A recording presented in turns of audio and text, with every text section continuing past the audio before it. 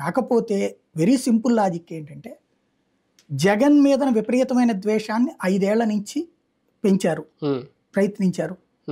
దానికి ఇప్పుడు added advantage Sharmila వీళ్ళందరూ, దానికి తోడు పొత్తు, ఇన్ని కలిస్తే జగన్ దించేయాలి, ఇన్ని కలిస్తే దిగిపోవాలి లెక్క ప్రకారం. అది సక్సెస్ అయితే, ఫెయిల్ అయితే రివర్స్ అవ్వాలి, ఇంతే. చంద్రబాబు గారి face value, Jagan face value ఇక్కడ అంటే కూటమిలో 3 పార్టీలు ఉన్నా భారతీయ జనతా పార్టీని మేము క్యాలిక్యులేట్ చేయట్లేదు అనేది కొన్ని చోట్ల వాళ్ళ నాయకులే చెప్తున్నారు. ఎందుకంటే ముగ్గురు కలిసి కూడా వెళ్ళట్లేదు.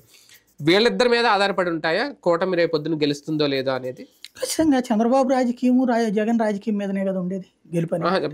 చంద్రబాబు పవన్ అంటే పవన్ ఇక్కడ కంపారిజన్ లేదు. ఇప్పుడు ఇక పవన్ అనేటువంటి ఆయన మద్దతు చంద్రబాబుకి కాబట్టి ఇప్పుడు ఇద్దరిలో ఎవరినో ఒకళ్ళని చూస్ చేసుకోవడం తప్పించి వేరే ఏం లేదు ఆప్షన్ అక్కడ. చంద్రబాబు వర్సెస్ జగన్, అంతే, సింపుల్ లాజిక్. అంటే జగన్ కి వీళ్ళిద్దరే ఒక టఫ్ ఫైట్, టఫ్ పోటీ అని ఎలా చెప్తావు అనేది? అంతే, ఇంకెవరు ఉన్నారని అక్కడ మూడో పోటీ ఏముందని. మూడో వాళ్ళు ఉంటే ముగ్గురు మధ్య పోటీ అనుకోవచ్చు. ఇక్కడ వాళ్ళు ముగ్గురు కలిసిపోయారు కాబట్టి ఇంకా వేరే వాళ్ళు ఎవరు ఉందని అసలు పోటీ. కాంగ్రెస్ పార్టీ ఎంతవరకు ఓట్ బ్యాంక్ అని చీల్చుతుంది అనుకోవచ్చు, అసలు లెక్కల్లో వేసుకోవచ్చా?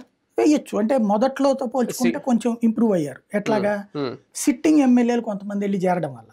అవును, అలాగే బలమైనటువంటి నాయకులు, ఇంత ముందు శాంత అజ్ఞాతంలోకి వెళ్ళిపోయిన నాయకులు మళ్ళీ రోడ్డు వచ్చారు. పల్లన్ రాజులు, లేకపోతే మోహన్ వచ్చారు కాబట్టి కొంత ప్రయోజనం ఉండొచ్చును. వాళ్ళు ఇండివిజువల్ గా పోల్ మేనేజ్మెంట్ తెలిసిన వాళ్ళు కాబట్టి.